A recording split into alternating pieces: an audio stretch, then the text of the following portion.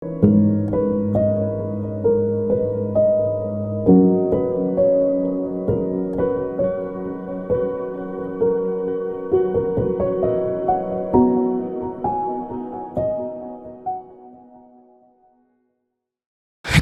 அருமையானவர்களே, இந்த நாளிலே நம்ம வாழக்கூடிய இந்த காலகட்டத்தில் அதிகமாக நமக்கு தேவையான அல்லது கிறிஸ்தவ குடும்பங்களிலே காணப்படுகிறதான சில காரியங்களை உங்களோடு கூட நான் பகிர்ந்து கொள்ள வேண்டும் என்று விரும்புகிறேன். பல குடும்பங்களில் நம்ம பார்க்கும் பொழுது குடும்ப உறவுகள் ஒரு சரியான ஒரு சமாதானமான உறவுகளாக இல்லாத ஒரு சூழ்நிலை இருக்கிறது. இதை நம்ம மறுக்கவே முடியாது. ஆலயத்துக்கு செல்லுகிறோம், ஆண்டவரை ஆராதிக்கிறோம், ஆண்டுடைய பிள்ளைகள் என்று சொல்லிக் கொள்ளுகிறோம். ஆனால் குடும்பத்திற்குள்ள ஒரு சமாதானம் இல்லை, ஒரு விட்டு கொடுக்கிற ஒரு தன்மை இல்லை, ஒருவருக்கொருவர் அன்பு செலுத்துகிற அந்த காரியங்கள் குறைந்து கொண்டே வருகிறது. கணவனுக்கும் மனைவிக்கும் சரியான உறவுகள் இல்லை, பெற்றோருக்கும் பிள்ளைகளுக்கும் சரியான ஒரு உறவு இல்லை. ஸோ இப்படிப்பட்ட ஒரு சூழ்நிலை தான் இன்றைக்கு கிறிஸ்தவ சமுதாய கிறிஸ்தவ குடும்பங்களுக்குள்ள நிறைய நம்ம பார்க்க முடிகிறது. ஒரு முறை எங்கள் ஆஃபீஸுக்கு ஒரு திருமண அழைப்புதல் ஒன்று வந்துச்சு. அந்த கார்டை பார்த்த உடனே நான் ரொம்ப சந்தோஷப்பட்டேன். ஏன் அப்படின்னு சொன்னால், அந்த மன பெண்ணுக்காக, அந்த சகோதரிக்காக நாங்கள் பல ஆண்டுகள் ஜெபித்து இருக்கிறோம். வரன் கிடைப்பதில் ரொம்ப தடைகள் இருந்தது. இப்போ அந்த கல்யாண கார்டை பார்த்த உடனே எனக்கு ஒரு சந்தோஷம். கர்த்தருடைய நாமத்திற்கு மகிமை உண்டாகட்டும், அந்த பிள்ளைக்கு ஒரு நல்ல வாழ்க்கையை ஆண்டவர் அமைத்து கொடுத்திருக்கிறார் என்று சொல்லி சந்தோஷப்பட்டு ஆண்டவரை மகிமைப்படுத்தணும். சில நாட்கள் கழித்து மீண்டும் ஒரு இன்விடேஷன் வந்துச்சு. பார்த்தா அதே மாப்பிள்ளை பொண்ணு, அதே அப்பா அம்மா, அதே டேட்டு, ஒரே இடத்துல கல்யாணம். உடனே 2 இன்விடேஷன் வச்சு பார்க்குறேன். 2 இன்விடேஷனுக்கும் பிரிண்டிங்கில் வித்தியாசம் இருக்கு இல்லை?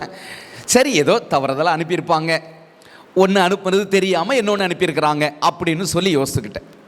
ஆனால் அந்த திருமணத்திற்கு போன பின்புதான் சில காரியங்கள் அந்த குடும்பத்தை பற்றி கேள்விப்பட்டேன்.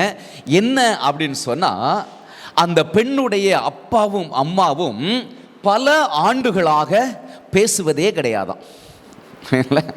ஒருத்தருக்கு ஒருத்தர் பேசிக்க மாட்டாங்களாம்.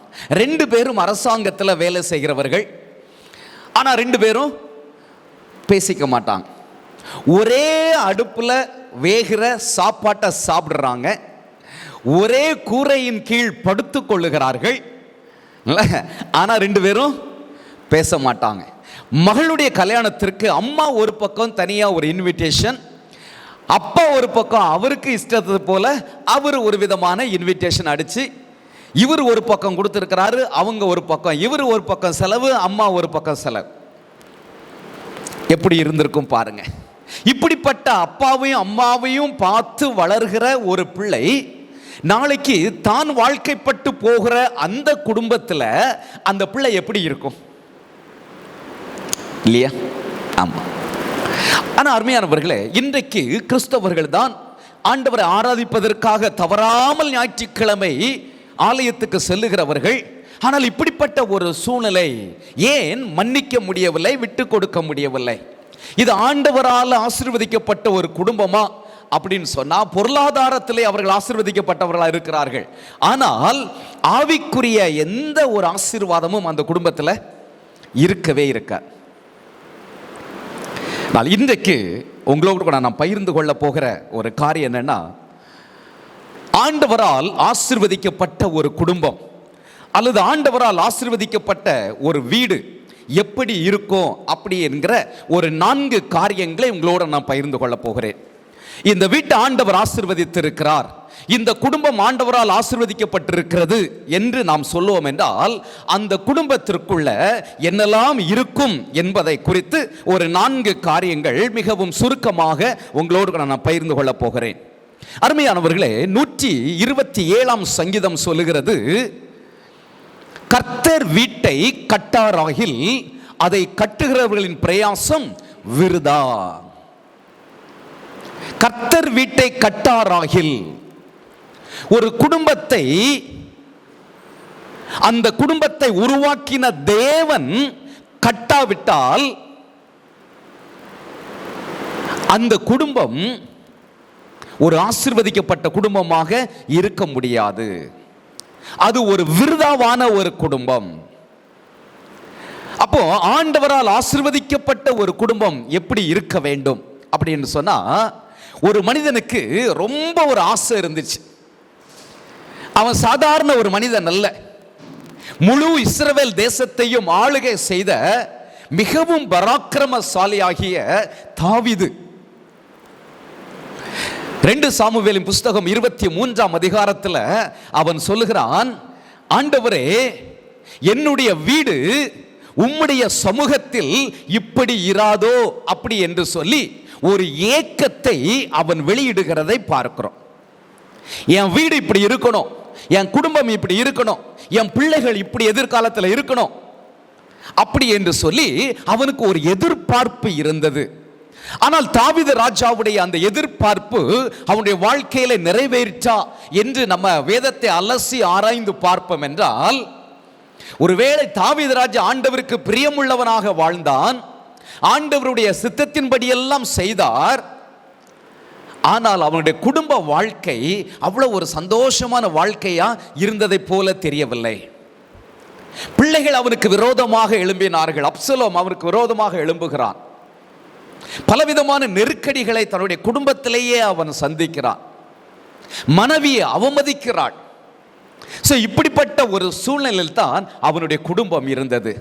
அவன் வாஞ்சித்ததை போல என்னுடைய குடும்பம் எப்படி இருக்க வேண்டும் என்று சொல்லி தாவீது ராஜா விருப்பப்பட்டதை போல அவனுடைய குடும்பம் இருந்ததாக தெரியவில்லை. நல்ல மனிதன், ஆண்டவரை பிரியப்படுத்தி வாழ்ந்தவர் தான். ஆனால் அவருடைய குடும்பம் ஒரு ஆசீர்வாதமான குடும்பமாக இல்லை. இன்றைக்கு நம்முடைய குடும்பம் எப்படி இருக்கிறது என்று யோசித்து பார்ப்போம். வேதத்தில் நிறைய நல்ல குடும்பங்கள், ஆண்டவரால் ஆசீர்வதிக்கப்பட்ட குடும்பங்கள், ஆண்டவருடைய ஆசீர்வாதத்தை பெற்றுக்கொள்ளாத குடும்பங்களையும் நம்ம வேதத்தில் வாசிக்கிறோம். ஆகாப் ராஜா ஆண்டவருடைய பிள்ளைகளை ஆட்சி செய்தவன் தான். ஆனால் அவன் திருமணம் பண்ணின யேசபேல் ஒரு அந்நிய ஸ்திரீயாக இருந்ததுனால இவனை வழிவிலக பண்ணினாள் என்று சொல்லப்பட்டிருக்கிறது. வேதம் சொல்லுகிறது, தன்னுடைய மனைவியினுடைய சொற்படி நடந்த ஆகாப் ராஜா என்று சொல்லப்பட்டிருக்கிறது. ஆண்டவருக்கு விரோதமான காரியங்களை செய்வதற்கு யேசபேல் அவனை தூண்டிவிட்டாள் என்று சொல்லப்பட்டிருக்கிறது. ஆனால் நல்ல அருமையான குடும்பங்களும் வேதத்தில் நமக்கு முன் உதாரணமாக எழுதப்பட்டிருக்கிறது. ஆக்கில்லா பிரிஸ்கில்லாவுடைய குடும்பம் ஒன்றாக இருந்தார்கள், ஒன்றாக வேலை செய்தார்கள், ஒன்றாக ஊழியம் செய்தார்கள். இதெல்லாம் ஆக்கில்லா பிரிஸ்கில்லாவை பற்றி வேதம் குறிப்பிட்ட காரியங்கள். இன்றைக்கு நம்முடைய குடும்பம் ஆண்டவரால் ஆசீர்வதிக்கப்பட்ட குடும்பமாக இருக்க வேண்டும் என்றால் என்ன செய்யணும், நம்ம வீடு எப்படி இருக்கணும் அப்படிங்கிறதை குறித்து சில காரியங்களை உங்களோடு பகிர்ந்து கொள்ளப் போகிறேன். லூக்கா எழுதின சுவிசேஷம் 19 அதிகாரம் 8 வசனத்தை நானே வாசிக்கிறேன். சகேயு நின்று கர்த்தரை நோக்கி, ஆண்டவரே, என் ஆஸ்திகளில் பாதியை ஏழைகளுக்கு கொடுக்கிறேன். நான் ஒருவனிடத்தில் எதையாகிலும் அநியாயமாக வாங்கினது உண்டானால் நாலத்தனையாக திரும்ப செலுத்துகிறேன் என்றான். இயேசு அவனை நோக்கி, இன்றைக்கு இந்த வீட்டுக்கு ரட்சிப்பு வந்தது. ஹல்லேலூயா. இயேசு சொல்லுகிறார், இந்த சகேயுடைய வாழ்க்கையில ஒரு மனம் திரும்புதல் வந்த பின்பு இன்றைக்கு இந்த வீட்டுக்கு ரட்சிப்பு வந்தது. அப்போ ஆண்டவர் எதிர்பார்க்கிற ஒரு வீடு எப்படிப்பட்ட வீடாக இருக்க வேண்டும் என்றால், அது கூரை வீடாக இருந்தாலும் சரி, ஓட்டு வீடாக இருந்தாலும் சரி, அல்லது மச்சுப்பாவின வீடாக இருந்தாலும் சரி, பங்களாவாக இருந்தாலும் சரி, அந்த வீடு ஒரு ரட்சிப்பை பெற்ற ஒரு வீடாக. அப்படி என்றால் என்ன அர்த்தம்?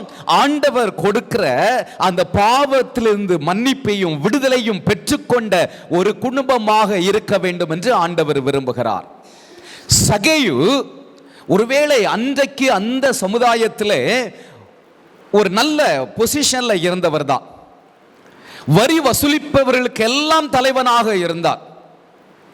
அரசாங்கத்தில் நல்ல உயர் பதவி, ஒருவேளை நல்ல சம்பளம் இருந்திருக்கும், அந்தஸ்து இருந்திருக்கும், மரியாதை இருந்திருக்கும். ஆனால் அவனுடைய வாழ்க்கையில் ஒரு பெரிய வெறுமை. ஆகவே தான் இயேசு எப்படிப்பட்டவரோ என்று சொல்லி அவரை பார்ப்பதற்கு ஆசையாக அவன் வருகிறான். வந்த இடத்துல தான் அவனுடைய வாழ்க்கை மாறுகிறது.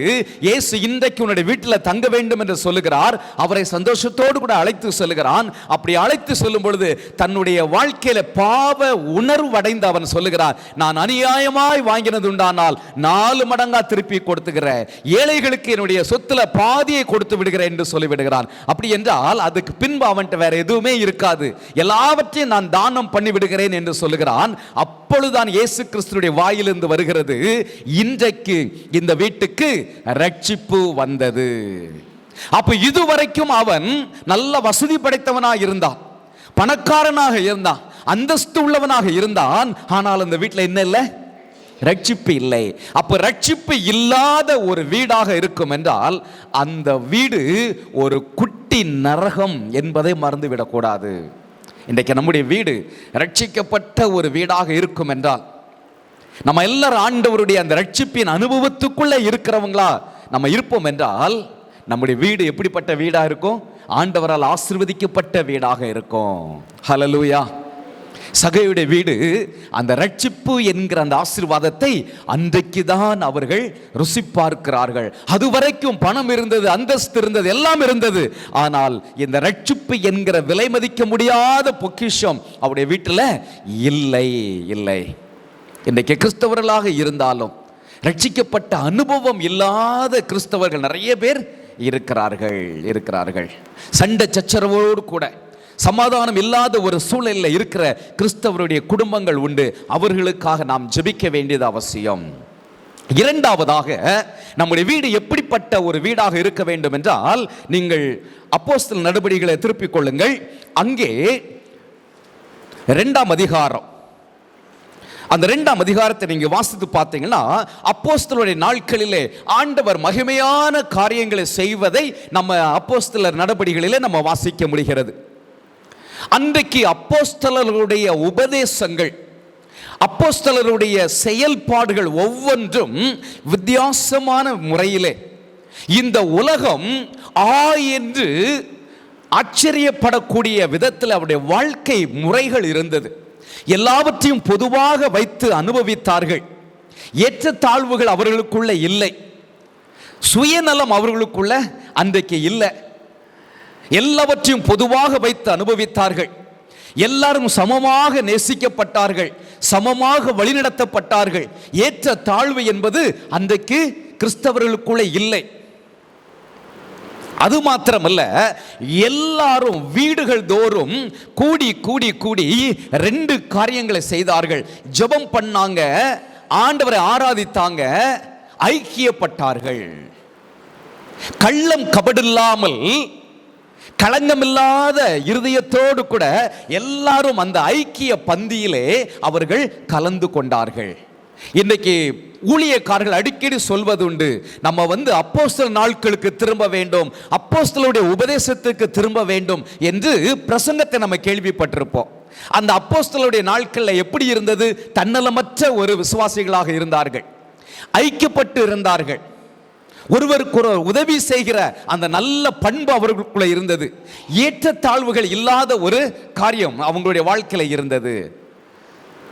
அப்படிப்பட்ட காலத்தில் பாருங்க, அவர்கள் வீடுகள் தோறும் அவர்கள் கூடினார்கள். அப்படி கூடும் பொழுது பைபிள் சொல்லுது, அந்த 2ஆம் அதிகாரம் 46, 47 நான் வாசிக்கிறேன். அவர்கள் ஒருமனப்பட்டவர்களாய் தேவாலயத்திலே அனுதினமும் தரித்திருந்து வீடுகள் தோறும் அப்பம் பிட்டு மகிழ்ச்சியோடும் கபடமில்லாத இருதயத்தோடும் போஜனம் பண்ணி தேவனை துதித்து ஜனங்களிடத்திலும் தயவு பெற்றிருந்தார்கள். ரட்சிக்கப்படுகிறவர்களை கர்த்தர் அனுதினமும் சபையிலே சேர்த்து கொண்டு வந்தார். தேவனை துதித்து ஜனங்கள் எல்லாரிடத்திலும் தயவு பெற்றிருந்தார்களாம். ஹல்லேலூயா.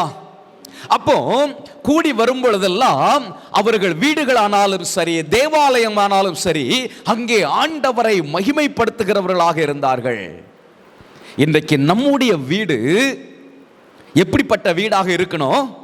எப்பொழுதும் ஆண்டவருடைய ஒரு துதியின் சத்தம் கேட்கப்படுகிற வீடாக இருக்க வேண்டியது அவசியம். ஹல்லேலூயா. சத்தத்தை உயர்த்தி சொல்லலாமா? ஹல்லேலூயா.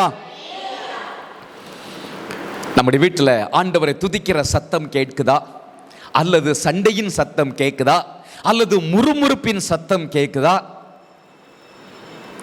நம்முடைய வீட்டிலிருந்து எப்பொழுதும் ஆண்டவரை துதிக்கிற துதி வந்து கொண்டே இருக்க வேண்டும். நீதிமான்களின் கூடாரங்களில் ரட்சிப்பின் கம்பீர சத்தம். ஹல்லேலூயா.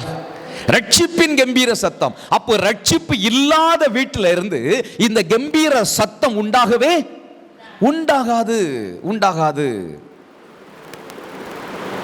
அப்போ நம்முடைய வீடு ரட்சிக்கப்பட்ட வீடாக இருக்கும் என்றால் ஆண்டவரை துதிக்கிற துதி எப்பொழுது நம்முடைய வீட்டிலிருந்து எழும்ப வேண்டும். ஏனென்றால் அப்படி துதிக்கிற இடத்துல தான் ஆண்டவர் வாசம் பண்ணுகிறார். அப்படி ஆண்டவரை ஆராதிக்கிற இடத்துல தான் ஆண்டவர் இறங்கி வருகிறார். ஏனென்றால் ஆராதனை என்பது ஆண்டவருக்கு ரொம்ப பிரியமானது. துதி என்பது ஆண்டவரை பிரியப்படுத்துகிற ஒன்று. அது ஒரு பலி செலுத்துவதற்கு சமானம். பலி செலுத்தும் பொழுது எப்படி அந்த பலியை ஆண்டவர் முகர்ந்து கொள்வாரோ, அதே போல துதி ஏறெடுக்கும் பொழுது அந்த வாசனை அவர் முகர்ந்து கொள்வதற்காக அவர் இறங்கி வருகிற தேவன். நீங்க பைபிள்ல வாசித்து பார்த்தீங்கன்னா, பரலோகத்தில் கேருபீன்கள், சேராபீன்கள், கோடான கோடி தூதர்கள், எண்ணிக்கைக்கு அடங்காத தூதர்கள் 24 மணி நேரமும் ஒரு நொடி பொழுது கூட வீடு இல்லாம, கேப் இல்லாம ஆண்டவரை ஆராதித்துக் கொண்டே இருக்கிறாங்க. அப்போ எப்பவும் ஆண்டவரை துதித்து கொண்டிருக்கிற அதே இடத்துல வாசம் பண்ணுகிற ஆண்டவர், நீங்களும் நானும் அவரை துதிக்க ஆரம்பிச்சுட்டா நம்முடைய துதியை ஏற்றுக்கொள்வதற்காக அவர் இறங்கி வருகிற தேவனாக இருக்கிறார். ஹல்லேலூயா. ஆமா, நம்ம அவரை துதிக்கும் பொழுது நம்மத்தில் அவர் அசைவாடுகிற தேவனாக இருக்கிறார். நம்மத்தில் உலாவுகிற தேவனாக அவர் இருக்கிறார். ஆகவே நம்முடைய வீட்டில் எப்பவும் ஆண்டவரை துதிக்கிற துதி எழும்பட்டும். துதித்து கொண்டே இருப்போம். சும்மா இருக்கிற நேரங்களில், வேலை செய்கிற நேரங்களில், ஒருவேளை அடுப்பில் வேலை செய்து கொண்டிருந்தாலும், சமையல் பண்ணி கொண்டிருந்தாலும், எந்த வேலைகள் செய்து கொண்டிருந்தாலும் நாம் ஆண்டவரை துதித்து கொண்டே, அந்த துதியினுடைய அந்த பிரசன்னம் இருக்கு பார்த்தீங்களா, அந்த பிரசன்னத்திற்குள்ளாவே நம்ம இருக்க வேண்டியது அவசியம். சிலர் நீங்கள் பார்த்தீங்கன்னா எப்பவுமே முணுமுணுத்துக்கிட்டே இருப்பாங்க. அந்த முணுமுணுப்பு என்ன அப்படின்னு சொன்னால், முறுமுறுப்பு இல்லை, ஆண்டவரை துதித்து கொண்டே இருப்பாங்க. அந்த மனசு எப்பவும் ஆண்டவருக்குள்ள மகிழ்ந்து கொண்டே, துதித்து கொண்டே, அவரை ஆராதித்து கொண்டே இருக்கும். அப்படிப்பட்ட ஒரு இடமாக நம்முடைய வீடு இருக்க வேண்டியது அவசியம். சில வீடுகளில் ஒருத்தர் ஆண்டவரை ஏற்றுக்கொண்டவர்களாக இருப்பாங்க, ஒருத்தர் ஆண்டவரை ஏற்றுக்கொள்ளாதவர்களாக இருப்பாங்க. இப்படிப்பட்ட சூழ்நிலையில் அவங்களால தாராளமாக ஆண்டவரை ஆராதிக்க முடியாது. அப்போ அந்த முழு குடும்பமும் ஆண்டவருக்குள்ள வந்துருச்சுன்னா எப்பவும் ஆண்டவரை துதித்து கொண்டே நம்ம இருக்கலாம். எல்லா சூழ்நிலைகளிலும் ஆண்டவரை மகிமைப்படுத்தி கொண்டே இருக்கலாம். மூன்றாவதாக, ஆண்டவரால் ஆசீர்வதிக்கப்பட்ட ஒரு வீடு எப்படி இருக்கும் அப்படின்னு சொன்னா, அதே அப்போஸ்தல நடபடிகள் 10ஆம் அதிகாரத்துக்கு நீங்க திருப்பி கொள்ளுங்கள். அந்த 10ஆம் அதிகாரத்தில் ஒரு நல்ல படித்தவன், சமுதாயத்தில் நல்ல அந்தஸ்தில் இருக்கக்கூடிய ஒரு மனிதன், அப்படிப்பட்ட அந்த மனிதனுடைய வாழ்க்கையில் அவனுடைய வீட்டில் நடைபெறுகிற ஒரு சம்பவம், 100க்கு அதிபதி என்று சொல்லப்பட்டிருக்கிறது. அவர் பேர் கொர்நேலியு. 100க்கு அதிபதி, தேவனுக்கு பயந்த ஒரு மனிதர், நீதிமான், தான தர்மங்களை ஏராளமாக செய்யக்கூடிய ஒரு மனிதன். இன்றைக்கு நீங்க உலக மனிதர்களை சற்று நம்ம யோசித்து பார்த்தா, நிறைய பணம் இருக்கிறவர்கள் யாருக்கும் உதவி செய்ய முன் வர மாட்டாங்க இல்லையா? சிலருக்கு உதவி செய்யணும்னு கஷ்டத்தின் மத்தியிலேயோ மற்றவர்களுக்கு உதவி செய்யக்கூடிய நல்ல மனசு இருக்கும்.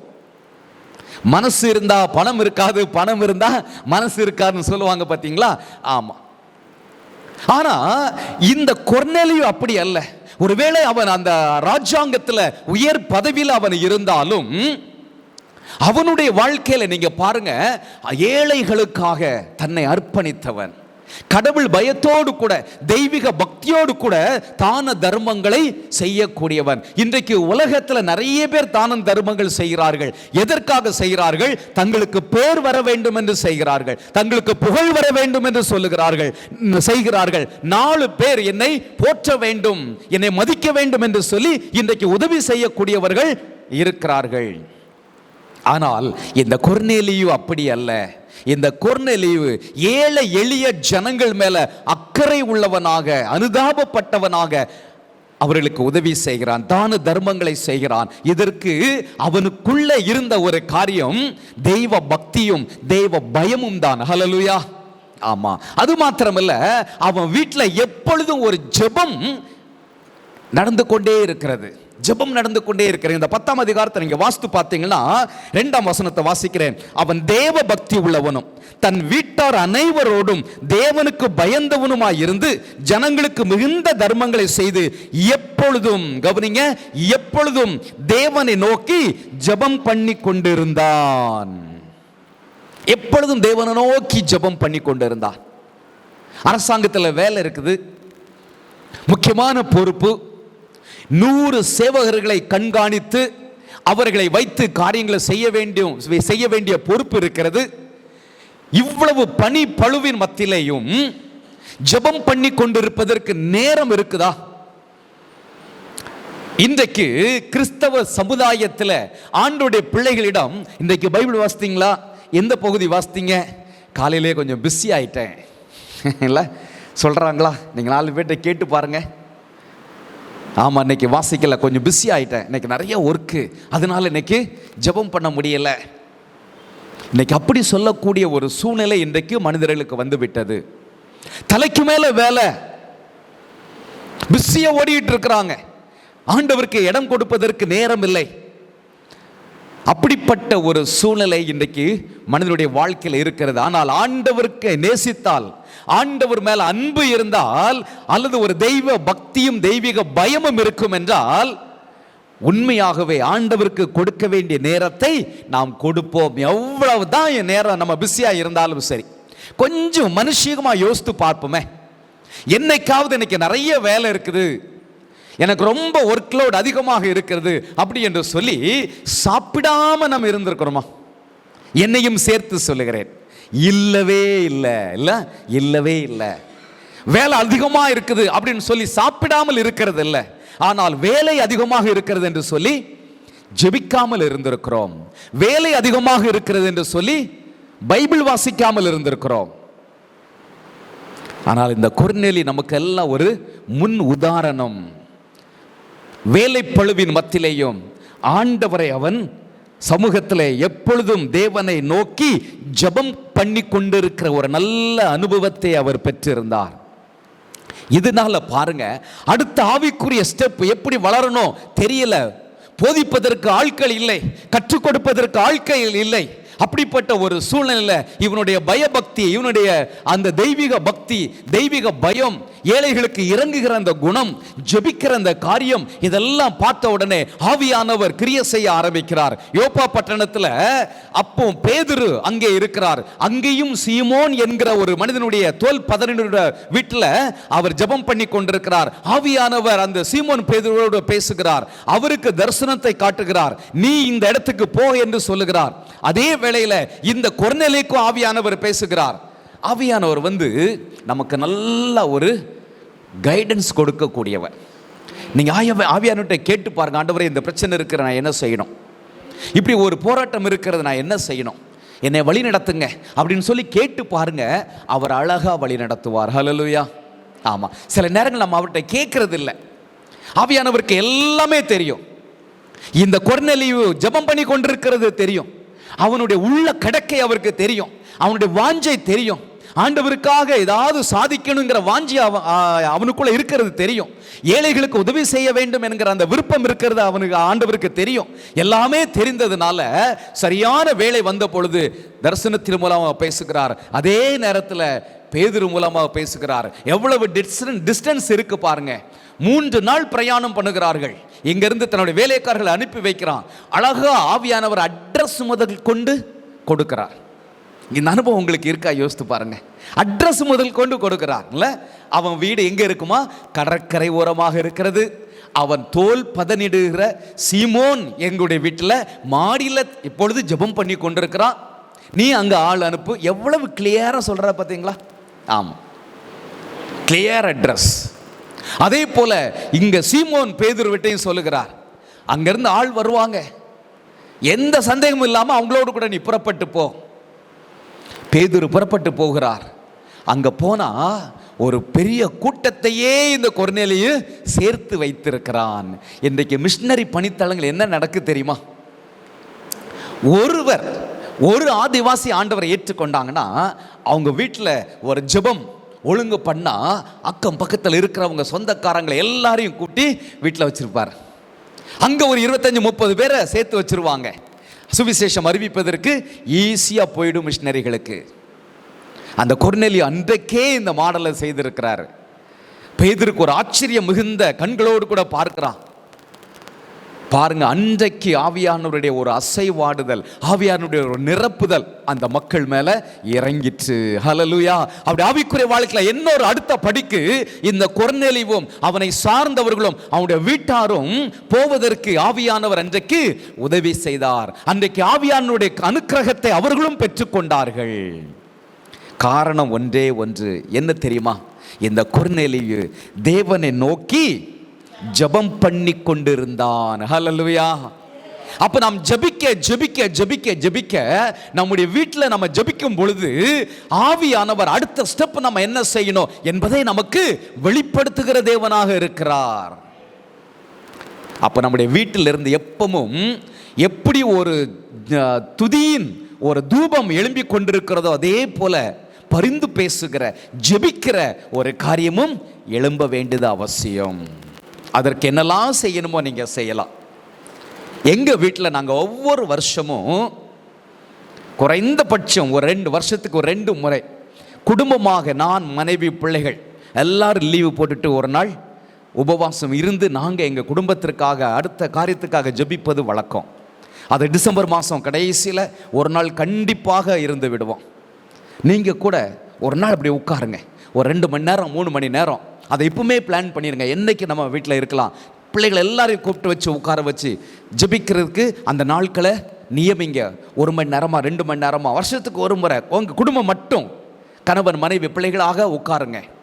அதே போல் நாங்கள் என்னுடைய அக்கம்மா 2 பேர் இங்கே சென்னையில் இருக்கிறாங்க. நாங்கள் வருஷத்தில் ஒரு முறை குடும்பமாக நாங்கள் கூடி நாங்கள் 3 பேரும் கூடி ஜெபிப்பது வழக்கம். ஸோ இதெல்லாம் நம்ம நல்ல காரியங்களை பின்பற்றலாம். உங்கள் உடன் பிறந்தவர்கள் இருப்பாங்கன்னா ஒன்றாக கூட்டுங்க, ஒரு நாள் சேர்ந்து நம்ம ஜாலியாக சந்தோஷமாக பாட்டு பாடி ஆண்டவரை ஆராதித்து இல்லையா நம்ம ஒருவருக்கு ஒருவர் ஜெபம் பண்ணுங்க. அது உண்மையாகவே ஒரு நல்ல ஐக்கியமாக இருக்கும். 4வதாக இந்த ஆண்டவர் விரும்புகிற ஒரு வீடு எப்படி ஆசீர்வதிக்கப்பட்டதாக இருக்கும் என்று சொல்லி 2 சாமுவேலின் புஸ்தகம் 6ஆம் அதிகாரம் 11-12 வசனங்களை யாராவது வாசிக்கலாம். 2 சாமுவேலின் புஸ்தகம் 6ஆம் அதிகாரம் 11-12. கர்த்தருடைய பெட்டி கித்தியனாகிய ஓபேத் ஏதோமின் வீட்டிலே 3 மாதம் இருக்கையில் கர்த்தர் ஓபேத் ஏதோமையும் அவன் வீட்டார் அனைவரையும் ஆசீர்வதித்தார். போதும். இங்க 2 விதமான 2 பகுதிக்கு ஆசீர்வாதம் வந்திருக்கிறது. அந்த கர்த்தருடைய உடன்படிக்கை பெட்டியை இந்த கித்தியனாகிய ஓபேத் ஏதோம் தன்னுடைய வீட்டில் ஏற்றுக்கொண்டதின் நிமித்தம் 3 மாதம், ஜஸ்ட் 3 months, 3 மாதம் அவனுடைய வீட்டில் அது இருக்கிறதுனால அவனை ஆண்டவர் ஆசீர்வதித்தார். என்ன ஆசீர்வாதம்? கித்தியனாகிய ஓபேத் ஏதோமையும் அவனுடைய வீட்டார் அனைவரையும். அந்த ஓபேத் ஏதோமையும் பைபிள் எவ்வளவு கிளியரா இருக்கு பாருங்க. ஓபேத் ஏதோமையும் அப்படின்னா அவனை ஆண்டவர் ஆசீர்வதித்தார். அதுக்கு பிறகு 2வது அவனுடைய வீட்டார் அனைவரும். பழைய காலத்தில் வீட்டில் யாரெல்லாம் இருந்திருப்பாங்க? தாத்தா பாட்டி. நான் நேற்றைக்கு வாட்ஸ்அப்பில் ஒரு ஃபோட்டோ பார்த்தேன். 5 தலைமுறைகள். குட்டி பாப்பா, அந்த பாப்பாவுக்கு அம்மா, அந்த அம்மாவுடைய அம்மா, அதுக்கப்புறம் அந்த அம்மாவுக்கு அம்மா, இப்படி 5 பேர் அப்படி லைன் அழகா உட்கார வச்சு, அம்மா மடியில் அந்த குட்டி பாப்பா, அதுக்கு பிறகு அடுத்தவங்க, அப்படியே லைனா அழகா போட்டோ பிடிச்சி போட்டிருக்கிறாங்க. 5 தலைமுறைகள். எவ்வளோ ஒரு ஆசீர்வாதம் இல்லை? அப்போ பழைய காலத்தில் ஒரு குடும்பம் அப்படின்னு சொன்னா பூட்டம் பூட்டி கூட இருந்திருப்பாங்க. அப்புறம் தாத்தா பாட்டி இருந்திருப்பாங்க, அப்பா அம்மா இருந்திருப்பாங்க, அப்புறம் ஓபேத் ஏதோம் அவருடைய மனைவி, அவருடைய பிள்ளைகள், அவருடைய பிள்ளைகளின் பிள்ளைகள், இல்லையா? ஆமா, பைபிள் சொல்லுது மொத்தம் 62 பேர். அவனையும் ஆசீர்வதித்தார், அவனுடைய வீட்டார் அனைவரையும் ஆசீர்வதித்தார். எவ்வளவு ஒரு ஆச்சரியமான வீடு இல்லை? ஹல்லேலூயா. நம்முடைய வீடு இப்படி இருக்கணும்னு சொல்லி எத்தனை பேருக்கு ஆசை இருக்கு? கையில உயர்த்துற அல்லேலூயா சொல்லுவோமா? அல்லேலூயா. நம்முடைய வீடு அப்படி இருக்க வேண்டும், இல்லையா? ஆமா. அடுத்த வசனம் வாசிங்க, 12ஆம் வசனம். அவனுடைய வீட்டையும், 3வது ஆசீர்வாதம் என்ன தெரியுமா? அவனுடைய வீட்டை ஆசீர்வதித்தார். அவனுடைய வீட்டையும் அப்படின்னு சொன்னா, சில வீடுகளை நீங்க பாருங்க, நம்ம ஜெபிப்பதற்கு உள்ள போகும் பொழுதே ஒரு இருளை ஃபீல் பண்ண முடியும். ஒரு முறை பல வருஷத்துக்கு முன்னாடி ஒரு சர்ச்சில் கன்வென்ஷன் பேசிட்டு, வெள்ளிக்கிழமை முதல் நாள் கன்வென்ஷன் முடிச்சுட்டு ஒரு இடத்துல தங்குறதுக்கு எனக்கு ஒரு ரூம் கொடுத்துருக்குறாங்க ஒரு வீட்டில். நான் வந்து அங்கே படுக்கிறேன், நான் மட்டும்தான் இருக்கிறேன். கொசுக்கடி பயங்கரமாக இருக்குது, தூக்கமே வரல. எனக்கு ஒரு நேரம் வரும் பொழுது ரொம்ப வெக்ஸ் ஆகி, என்னடா இவ்வளவு கொசு கடிக்குது அப்படின்னு சொல்லி லைட்டை போட்டு பார்த்தா கொசு ஒன்றுமே இல்லை. ஏடா கொசு ஒன்றும் இல்லை, எந்திரிச்ச உடனே அங்கங்கே போய் பதுங்கிச்சா? திருப்பியும் இல்லை, ஜன்னல்லாம் மூடிட்டு நல்லா ஃபேன் போட்டு, இந்த பெரிய பெடஸ்ட்ரல் ஃபேன் வேற ஒன்று இருந்துச்சு, அதையும் போட்டுட்டு சீலிங் ஃபேனையும் போட்டுட்டு திருப்பி படுக்கிறேன். ஆனால் திருப்பி கடிக்குது, இந்த ஊசி குத்துற மாதிரி இருக்குது. என்னன்னு எனக்கு புரியலை. சரிதானா? ஆமாம். அப்புறம் ஒரு 1:30 மணிக்கு போல் தூங்கவே முடியாமல் எந்திரிச்சு உட்காந்து எப்படியாவது கொசு கொஞ்ச நேரம் அடிப்போம் அப்படின்னு சொல்லிட்டு எந்திரிச்சு லைட்டை போட்டு திருப்பி எங்கேயாவது கொசு இருக்குதான்னு பார்த்து அந்த வீடு முழுவதும் தேடி பார்த்தா ஒரு கொசையும் காணோம், ஒரு கொசையும் காணோம். எனக்கு இது ஆச்சரியமாக போச்சு. அப்புறம்தான் பாருங்க, ஒரு சின்ன தரிசனம். அந்த தரிசனத்தில் ஒரு பிசாசு என்னோடு கூட இந்த கொசு மாதிரி வந்து என்னைய தொந்தரவு பண்ணுது. ஏன்னா நான் அன்றைக்கு நைட்டு ஒரு வீட்டில் சாப்பிட கூட்டிட்டு போனாங்க. அப்படி போகும் பொழுது அங்கே ஒரு பெரிய கட்டில் இருப்பதை ஆண்டவர் காண்பித்தால் ஜெபம் பண்ணோம். அந்த பிசாசு பாருங்க நைட்டு வந்து என்ன தொந்தரவு பண்ணுது, கொசு கடிக்கிற மாதிரி குத்துது இல்லை? ஆமாம். அதுக்கு பிறகு ஆவியானவர் அதை உணர்த்தின உடனே முட்டி போட்டு அந்த பிசாசை அதிர்ட்டி ஜெபம் பண்ண பார்த்தீங்களா? அதுக்கு பிறகு கொசு கடியும் இல்லை, ஒன்றும் இல்லை, நிம்மதியாக தூங்கினேன். இப்படி சில வீடுகளில் போகும் பொழுதே நமக்கு அந்த இருளை ஃபீல் பண்ண முடியும். கோயம்பேட்டில் ஒரு வீடு, எனக்கு தெரியாத ஒரு நபர், ஆனால் இன்னொரு போலீஸ்காரர், அவர் மூலமாக அந்த வீட்டுடைய கிரக பிரவேசத்துக்கு ஜெபம் நடத்துவதற்காக கூப்பிட்டாங்க. எனக்கு ரொம்ப வேண்டியப்பட்ட நபர் கூப்பிட்டதுனால வேற வழி இல்லாமல் நான் போனேன். பிரம்மாண்டமான ஒரு வீடு அப்படின்னு சொல்ல முடியாது, ஒரு ஃப்ளாட்ஸ் தான். அந்த ஃப்ளாட்ஸில் டபுள் பெட்ரூம். ஆனால் இன்டீரியர் மட்டும் நான் அந்த வாசலுக்குள்ளே போன உடனே ஆணு மலைப்பாக பார்த்தேன். ஏன்னா இன்டீரியர் அவ்வளவு அழகாக இருந்துச்சு பார்க்குறதுக்கு. அப்போ அதை நான் அந்த பிரதர்கிட்ட கேட்குறேன், இன்டீரியர் சூப்பராக பண்ணியிருக்கீங்களே அப்படின்னு சொல்லி. எவ்வளவு செலவாச்சு அப்படின்னா, இன்டீரியருக்கு மட்டும் 1.25 கோடி செலவு பண்ணியிருக்கிறாரு டபுள் பெட்ரூமில். ஒரு காஃபி மேக்கர் அங்கே இருந்துச்சு, எப்படி செவர் கலர் இருக்கோ அதே போல கலர் காஃபி மேக்கர். அது 75,000 ரூபாயா. பார்க்கறதுக்கே ஒரு மலைப்பு அழகா தெரிஞ்சுது. 1.25 கோடி செலவு பண்ணி இன்டீரியர் மட்டும் செலவு பண்ணியிருக்கிறார். எனக்கு தெரியாத இன்னொரு ஊழியக்காரரும் அங்கே வந்திருந்தாங்க. நாங்கள் 2 பேரும் சேர்ந்து அந்த ஆராதனையை நாங்கள் நடத்தினோம். இப்போ அந்த ஆராதனை நாங்கள் நடத்திட்டு இருக்கிற நேரத்தில் அடுத்த ஊழியக்காரர் என்னை மெதுவாக அப்படின்னு நோண்டினார். என்னையான்னு கேட்டேன். ஆண்டவருடைய பிரசன்னத்தை உணரவே முடியலல்ல அப்படின்னாரு. நானும் ஆமான்னு சொன்னேன். ஏன்னா அப்படிதான் இருக்குது. வீடு அழகா இருக்குது இல்லை, வீடு அழகா இருக்குது. ஆனால் ஆண்டவருடைய பிரசன்னத்தை உணர முடியல. ஏதோ ஒரு இருள் அங்க குடிக்கொண்டு இருக்கிறது. ஆண்டவருடைய பிரசன்னம் அங்க இல்லை. அருமையானவர்களே, நம்ம வீடு எவ்வளவு பெரிய பங்களாவா இருந்தாலும் சரி, அது ஆண்டவரால் ஆசீர்வதிக்கப்படாத வீடாக இருந்தா அங்கே என்ன இருக்காது? தெய்வீக ஆசீர்வாதமே இருக்காது.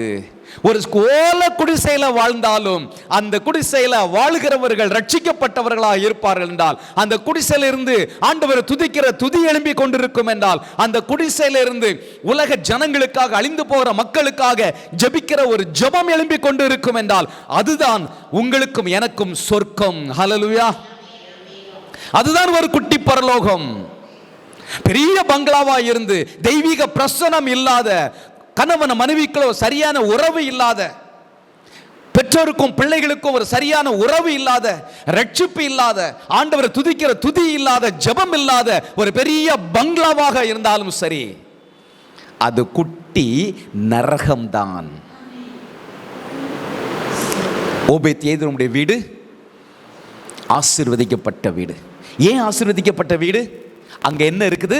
கர்த்தருடைய உடன்படிக்கை பெட்டி இருக்குது. ஆண்டவர் அங்கே வாசம் பண்ணுகிறார். 3 மாதத்துல எல்லாரும் ஆச்சரியப்பட்டு திரும்பி பார்க்கக்கூடிய விதத்துல ஒரு பெரிய ஆசீர்வாதம் அங்க இருந்தது. செய்தி அப்படியே பரவி பரவி பரவி தாவீது ராஜா வரைக்கும் போயிடுச்சு.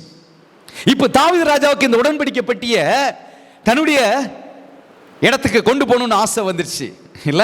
ஆமா, அந்த அளவுக்கு, பொறாமைப்படக்கூடிய அளவுக்கு ஓபேத்-ஏதோமை ஆண்டவர் ஆசீர்வதித்தார். ஓபேத்-ஏதோமுடைய வீட்டார் அனைவரையும் ஆசீர்வதித்தார். அவனுடைய வீட்டையும் ஆண்டவர் ஆசீர்வதித்தார். 4வது ஆசீர்வாதம், அந்த 12ஆம் வசனத்தின் பின் பகுதியை வாசிங்க.